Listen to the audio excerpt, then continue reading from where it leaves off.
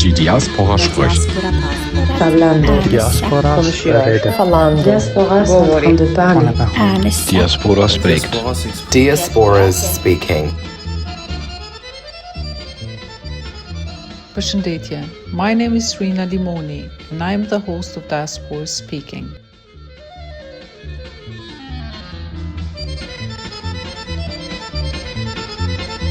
In this episode, I am joined by Dr Vjosa Musliu, who will share her motivations for emigrating from Kosovo post-independence and reflect on the period that led to the new journey in Belgium.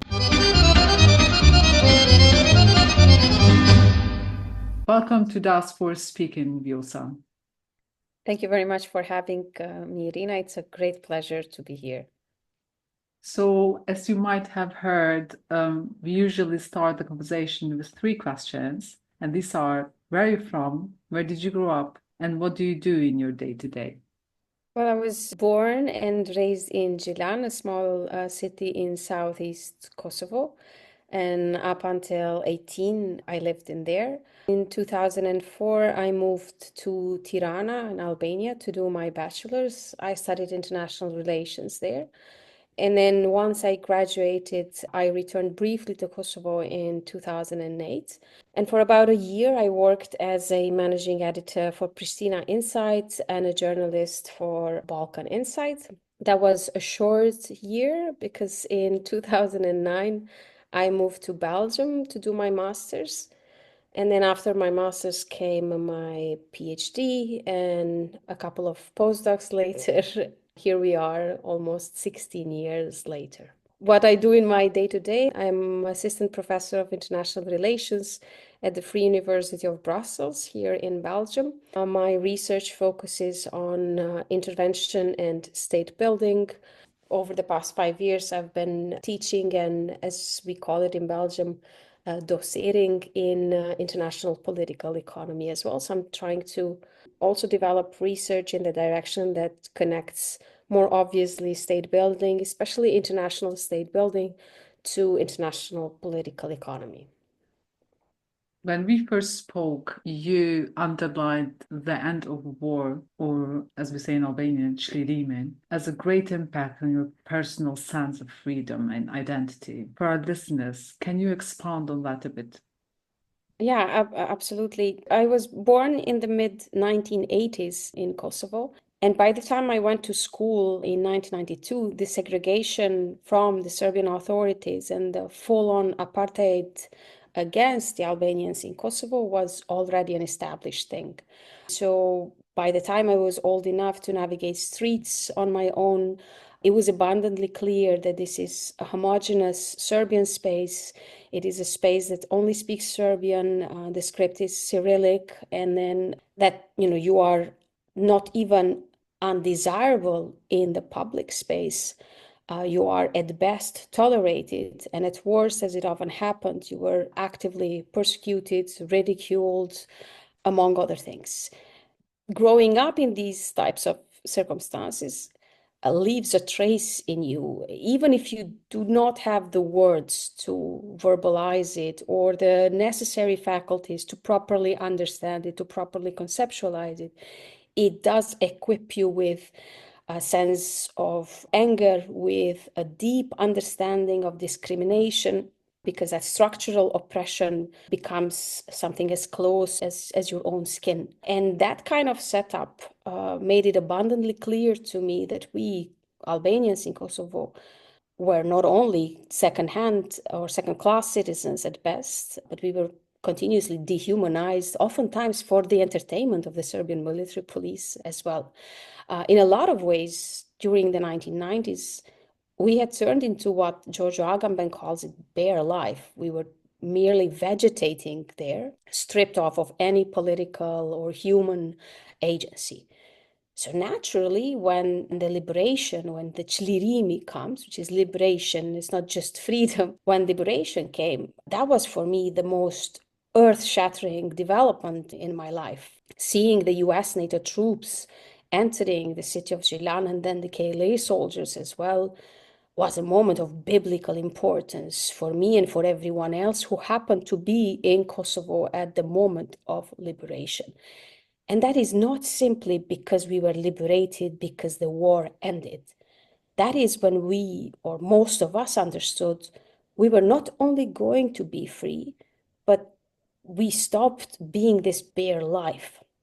We had the first glimpse of a potential to becoming people with full political agency. And again, as a 12, 13-year-old, I did not have the capacity, the language, or necessarily the knowledge to understand this and articulate it. But you do have an embodied understanding of what is happening around you. And then later on in life, I would continue to give meanings to some of those experiences and to re-articulate some of these moments with the readings that I had done in my studies.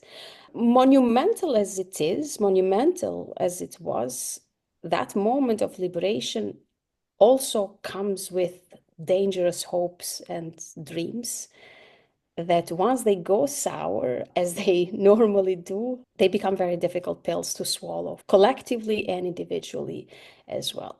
But in all honesty, we were deliriously happy in June 1999 because of the circumstances in which we had lived for the decade of the 1990s, but also for the prior decades, which were not necessarily, roses and positive experiences. And I think in 1999, when we had this delirious moment of happiness, many people did not necessarily have the soul or the mind to problematize the promises that we were made during and immediately after the liberation. Perhaps it is not even fair to ask from people in such moments to reflect on the potential pitfalls of this great moment that we were having. But as we saw, a lot of that would come to be problematized politically later on, and we would eventually start to grapple with some of these moments in 1999. You just mentioned bare life, and clearly coming from a philosophical background, one understands well what this means. But what does bare life really mean? And I want to hear you to speak more about your next book, because I think it connects well to this episode, to your own story, as well as to the period up to independence in Kosovo. Yeah, absolutely. So essentially, the concept of bare lives that I mentioned earlier in my response touches upon situations or setups where certain individuals or communities, to be more precise, end up being stripped off of their political, sociological, and even human agency. And because they are stripped of that essential agency, they are much more easily rendered to dehumanization, to senseless violence, to legitimized violence, which I think is very much what explains our experience in the 1990s in Kosovo. Now, the new book that is coming up in the first part of this year, it is called Girlhood at War, Interpreting War and Liberation in Kosovo. And it is, in a lot of ways, it is a personal reflection of everyday politics, of memory, and the trauma based on the experiences of my family and other families in my surroundings in Kosovo. And without talking much about Agamben or any other philosophical underpinnings, the book essentially explains in very everyday language, if you will, how such dehumanization, how such stripping of agency takes place. So, for instance, the first section of the book focuses on the 1990s Gilan, the way we lived, the way we organized our lives during apartheid, our parallel education system, our parallel existence, if you will, or parallel health centers, among other things. All of this done in complete secrecy to the state authorities at that time, but also very much at the backdrop of a resistance to the unprecedented violence. The second section of the book focuses on the war of Serbia's military police against Kosovo Albanians on the one hand, and NATO's air campaign against Serbia's military sites in the 1990s, late 1990s in Kosovo. So during the war, my family and I were displaced from the city center, and we sought shelter in the neighborhood where my uncles used to live, where my dayas more precisely used to live. And I talk about these events of the war, foregrounding the organization of family life, of neighborhood life, the resilience of the communities in terms of sourcing food, sourcing other means of sustenance and of survival as well. And the last section of the book focuses on the liberation and my memories of welcoming US NATO troops in our town. Despite my broken English as a preteen at that time, I got to meet and befriend many US Marines and soldiers while translating for them quite often. And I have been able, miraculously, I've been able to reconnect with some of them in the last years while finishing up the writing of this book. And it has been absolutely fascinating to hear both their recollections of what they remembered about Kosovo in 1999 when they were dispatched in Kosovo and they came into our little town, but also how they reflected about this experience years, well, decades later.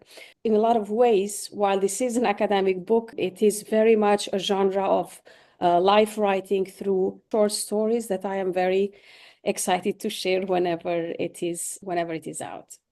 And I am very much looking forward to reading it. And I think it is such an important intervention as it merges academic work and a personal history, a personal narrative of events.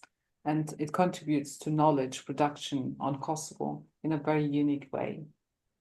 I absolutely see it that way. I am biased in this sense, but hand in hand with that, it is also an intervention in the rigidity of academic writing as well. You know, our students come to the auditoriums very much fearful of using the pronoun I in their essays, as if the author does not exist, as if, you know, it takes a completely depersonalized subject writing something.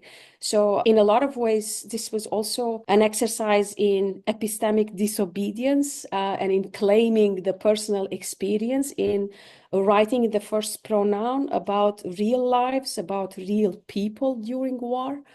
And if you do look at the literature in war and peace studies, the overwhelming majority of that literature has been written by subjects who have never experienced either, but yet they are the ones dictating discourse, language, as well as policy frameworks, how to deal with war and post-war reconstruction. Finally, just to be clear, having a war experience is no precondition for scholarly excellence, but I think the discipline has had some major pitfalls because of the absence of the human element of experience, of lived experiences with both war and liberation.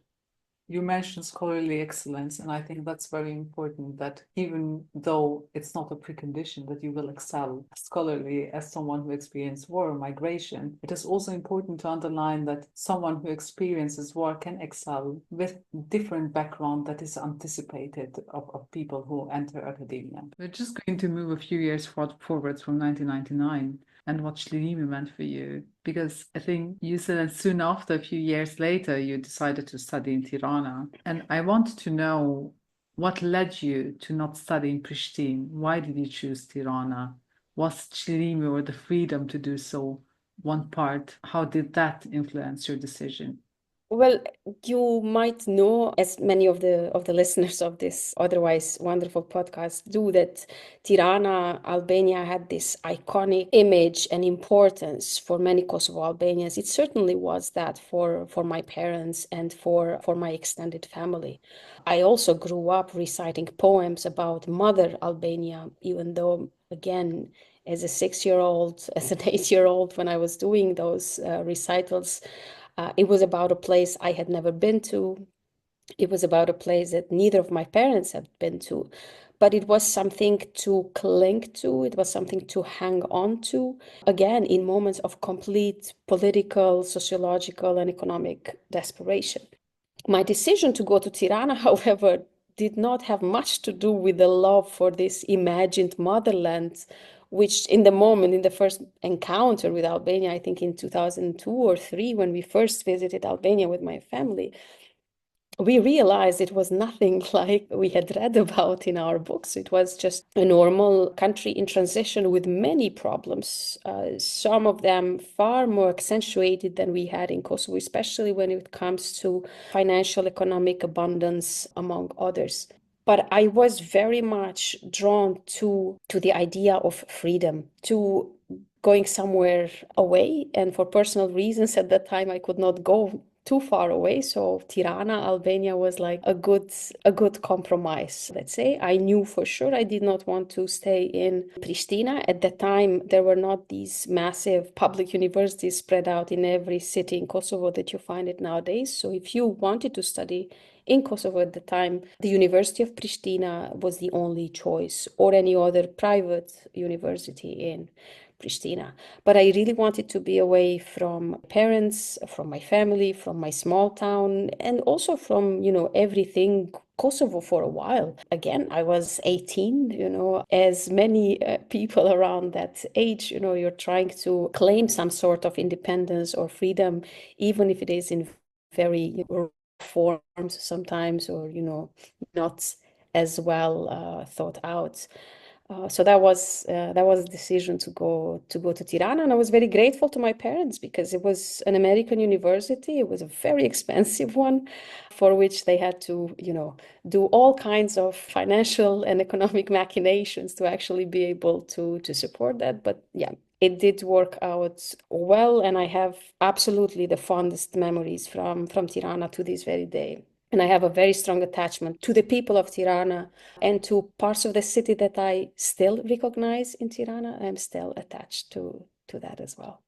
You then returned to Kosovo after your studies. And as you're saying, it's perhaps you returned in 2005 or 6. And then soon after that, there came independence. Kosovo declared unilateral independence. And you spoke of hope and of shattered hope in the first part of this conversation. It must have been a profound experience after, as you say, Çlerimi, liberation, or that freedom that was attained, to then have this accumulated feeling in 2008. I mean, I watched it from the diaspora, and it was very emotional to just see it on TV. But how did that moment stand out for you personally?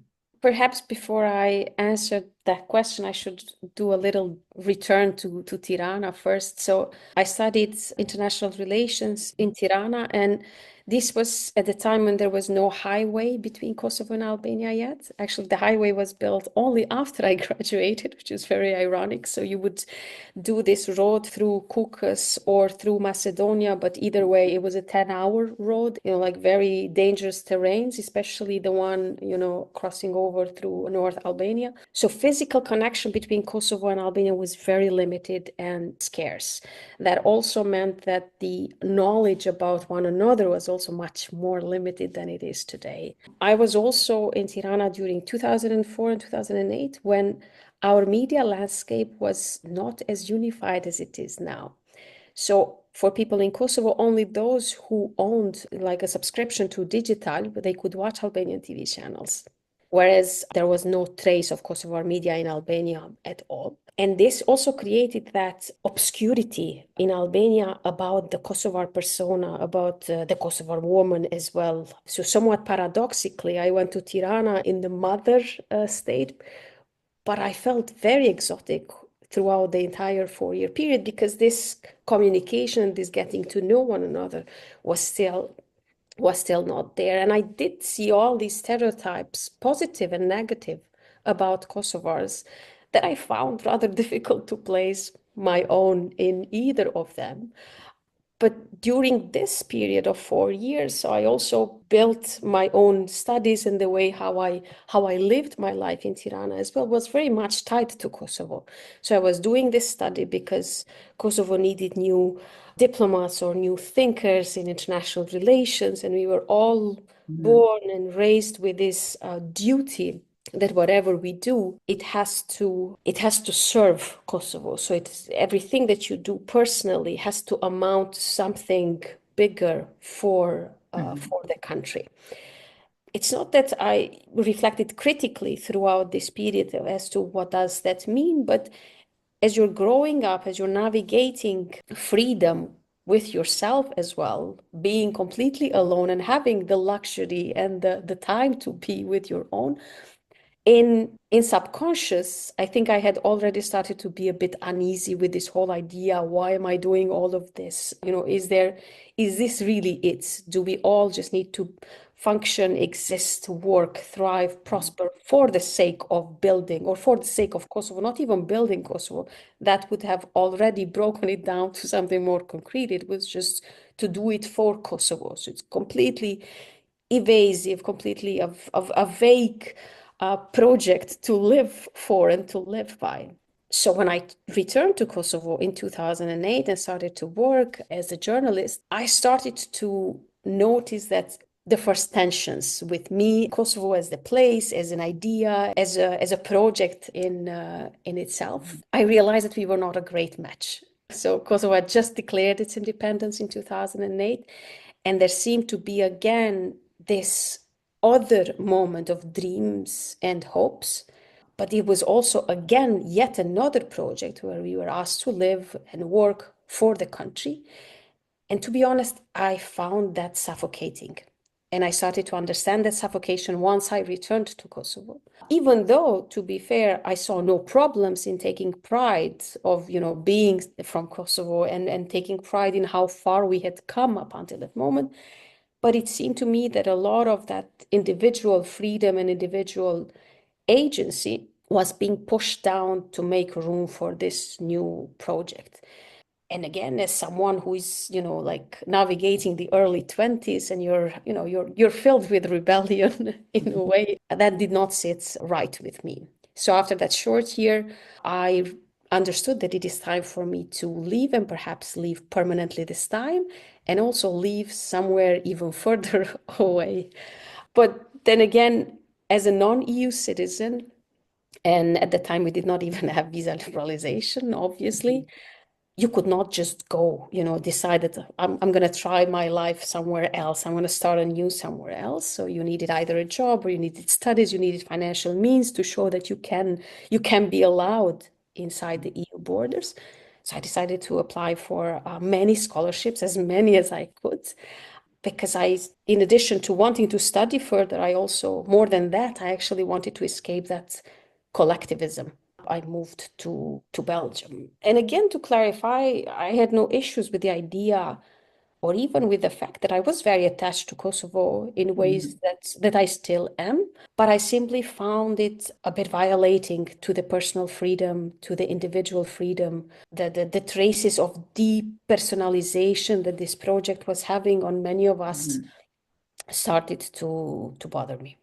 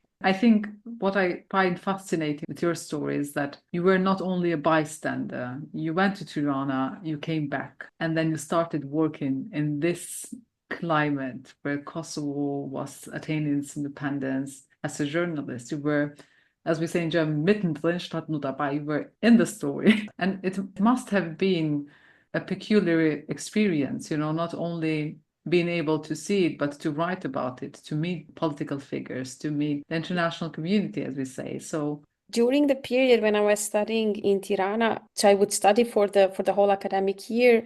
And then during the summer months, I would come back in Kosovo. And for 2 summers in a row, I worked at was at back then Gazeta Express in a written form. And then when I came back after my studies, I worked as a journalist for Balkan Insight, like I mentioned earlier.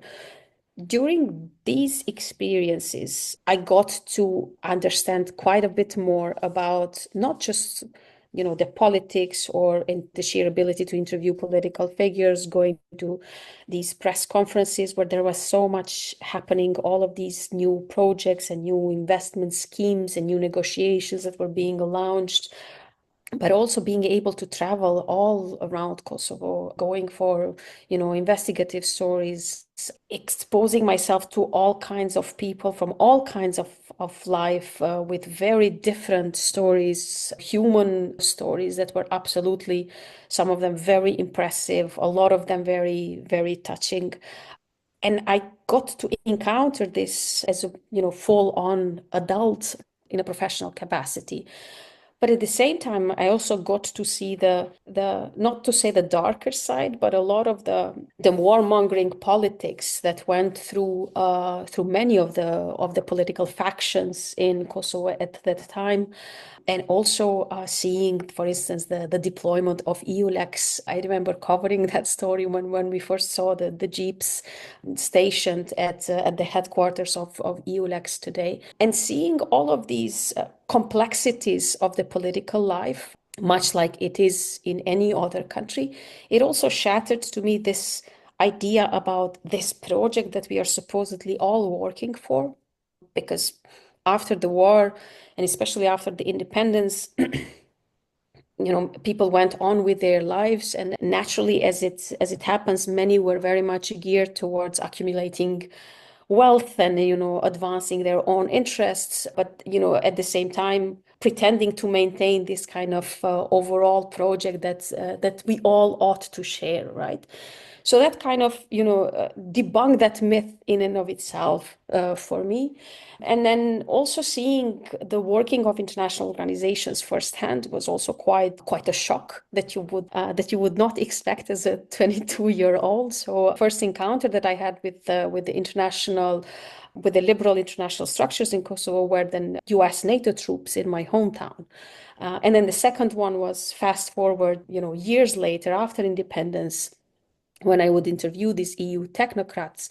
And I remember when one of the new heads of divisions of EULEX had come, and they had asked about a meeting with many of the journalists from Kosovo, and many of us did go to that meeting. And towards the end of it, because he wanted just to check what are we working on, what's the situation like, just meeting the local journalists. Mm-hmm. And towards the end, many of us, you know, did ask also out of courtesy, you know, is there anything you want to ask? Is there something, you know, you've been dying to know? I mean, you've just been deployed to this place where clearly you don't know much about. And I will never forget the question that was posed of all possible questions that you could ask in 2008 in Kosovo. The question that came out of that person was, can you clarify for me what's with the red lipstick? Why is everyone around the streets wearing red lipstick? And it was, horrifying. It was insulting, and it said a lot in a lot of ways. It said a lot about the international presence in Kosovo as well. That leaves a mark. This is not just an isolated incident, obviously, and not to say that everybody had these kinds of questions, but it's symptomatic to an approach that shows both oblivion and at the same time a certain degree of infantilization, among other things as well, about the place where they were dwelling. So there were many of these encounters where you see that this great idea that you have been raised with and asked continuously to provide for is a much more fragmented and problematic project than the one you have it in your own head. I can imagine this must have been, as you also mentioned and in our previous conversation, depressive period. for you, and I can imagine many other Kosovars that were living through this period, through this a famous word transition. How did this period influence your move abroad? I mean, you touched upon it a bit, but I just wanted to understand it from a more nuanced point of view, especially about the depersonalization of the subject. And you also speak about this period as a period where micro-nationalisms were born in Kosovo, reborn in a perhaps different way than previously encountered. So I think there were a couple of fluctuations in the, in the collective response, in the collective mood. The very first depressive-like moment that I remember noticing was the one after the liberation, after the first years of the liberation, and the other one after independence as well. And the one with the liberation, it was bound to happen. Once the flags went down, the celebrations of the people in the streets for days in a row for the liberation ended. So did the songs, the drinking sessions, and that kind of bestial happiness that the streets were with and the people were with. That was naturally followed with a dip in a public sentiment, because in came the question, now what? Right, so we're liberated, we're free. Now what? And for a group of people, for Kosovo Albanians who were for the good part of the 20th century dealing with major survival struggles, political and physical as well, the confrontation with the what now seemed to have caught us by surprise. So for many people in Kosovo in 1999, it looked like the end of history had just happened. So many did not even foresee immediately a new project after liberation. And as it is expected, we also started to see that a lot of those collective bonds and solidarity networks and lifelines that we had built with such resilience, with such dignity, with such stubbornness in the 1990s, started to loosen up as individuals sought after personal, financial, wealth accumulation, interest-driven. And the fact that there was such a mishmash of all of these processes going on says a lot about this post-war depressive-like period that then also ultimately culminated in the ugly violence in 2004, largely also abetted by this uncertainty of the international project. What are we going to do with this Kosovo? So we were administered by the UN, but the political uncertainties, like Çarşıya statusit, like the issue of Kosovo's status, remained a perennial conversation in TV studios, in books, in coffee tables, in nightmares and dreams, and etc. And I think all of these post-liberation sentiment, coupled with the uncertainty, did lead to many of the events that we saw in 2004. And then the second big question came in after, and even a bigger one came after independence, because now you have it. What are we going to make out of it? And to me, this is a question that still has not had a meaningful answer, for lack of a better word, even now. So there is no bigger collective project, political project. What do we want to do with this? What kind of state is this going to build? Be that in terms of, do we want to have a serious conversation about, the ethnic minorities in Kosovo? I don't think we've ever had one. And it is showing more than ever in the recent years what the implications of that are, but also in terms of what kind of developmental state this place is going to be.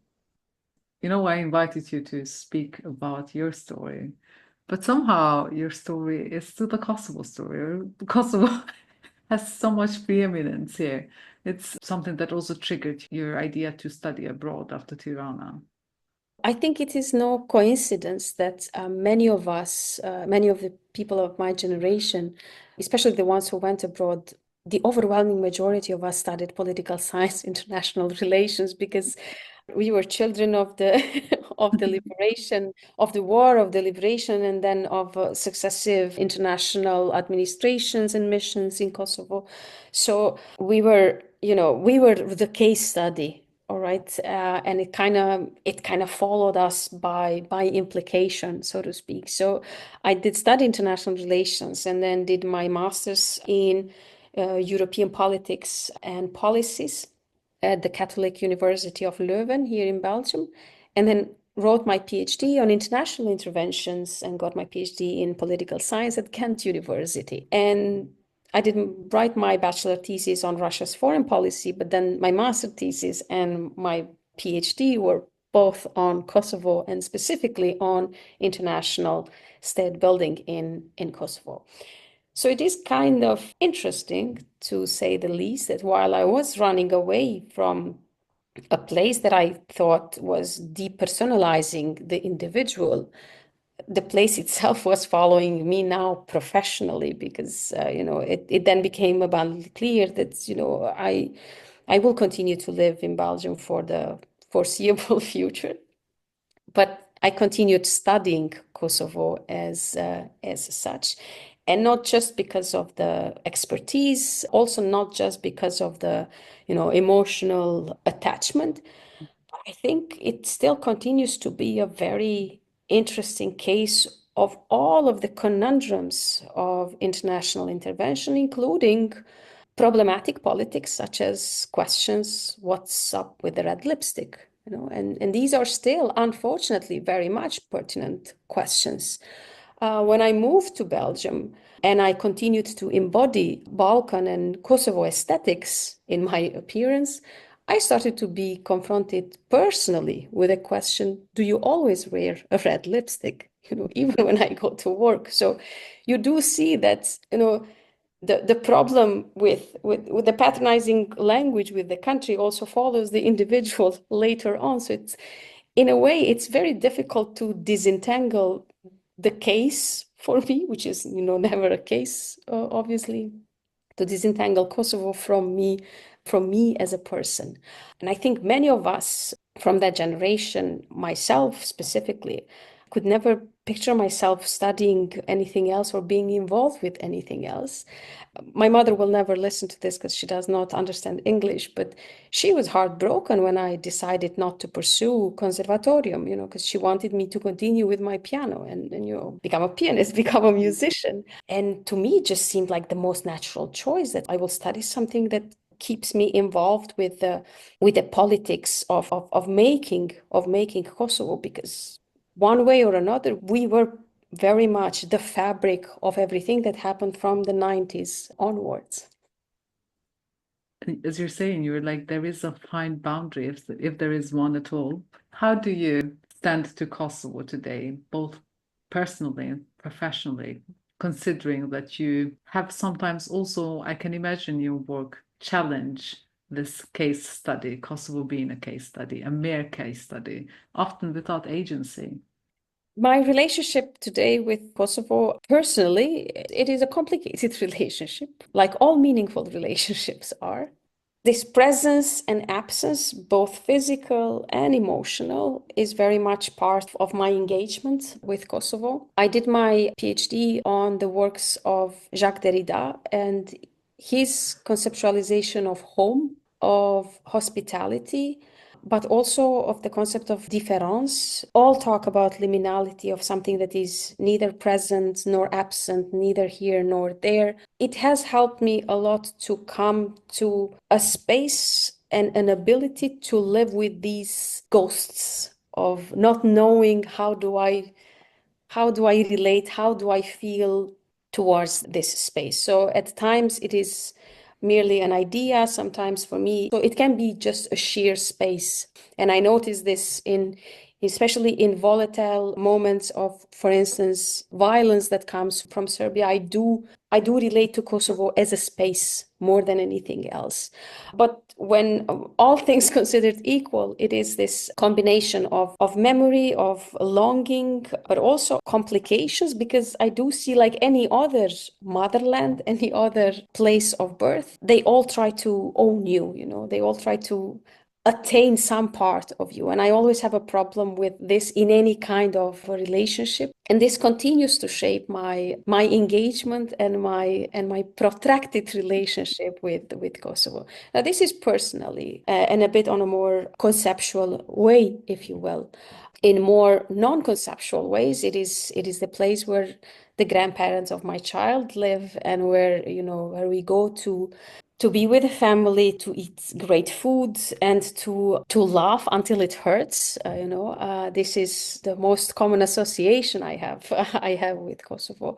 Professionally, it continues to be, again, something that is more of an advocacy sometimes than just simply research.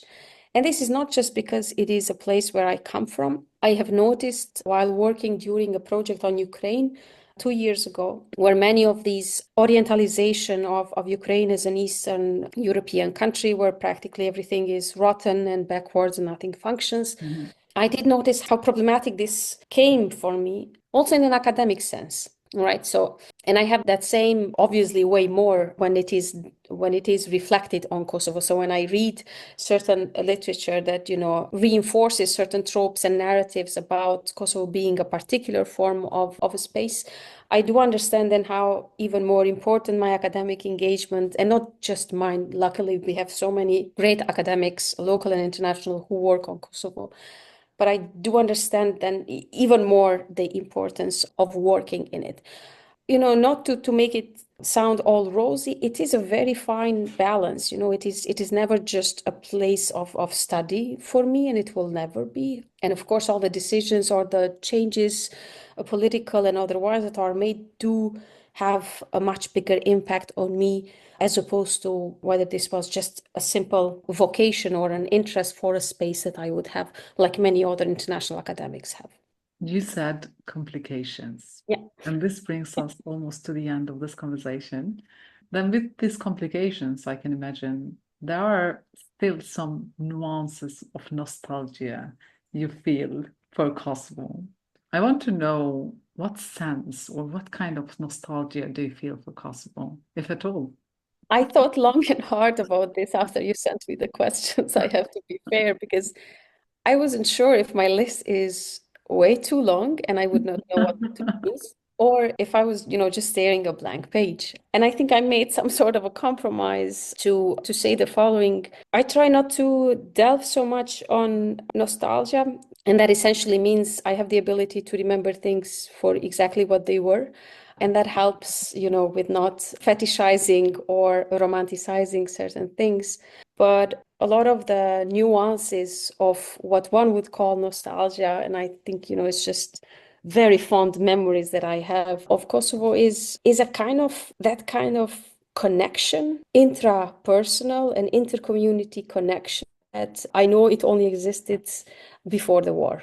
So that kind of solidarity beyond tradition, beyond procedures of being nice. So that kind of solidarity beyond tradition, beyond routines, beyond protocol, that is something that I will always miss. And sometimes, I don't know if it is at all the same for you, I do see traces of that kind of solidarity sometimes in the diasporic community. And these are the moments when I'm reminded not just of what Kosovo is and what it can be, but also, what human connections can be about writ large, Kosovo notwithstanding.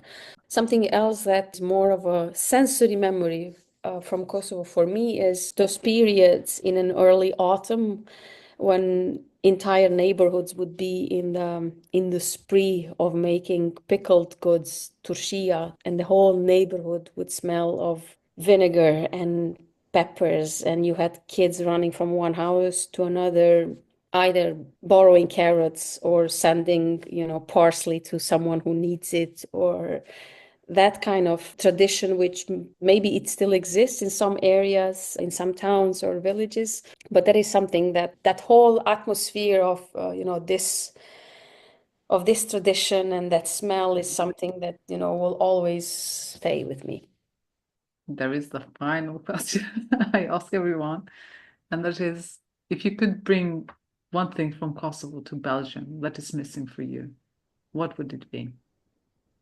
Probably in terms of items, not much different than what many of your other guests in this podcast have talked about.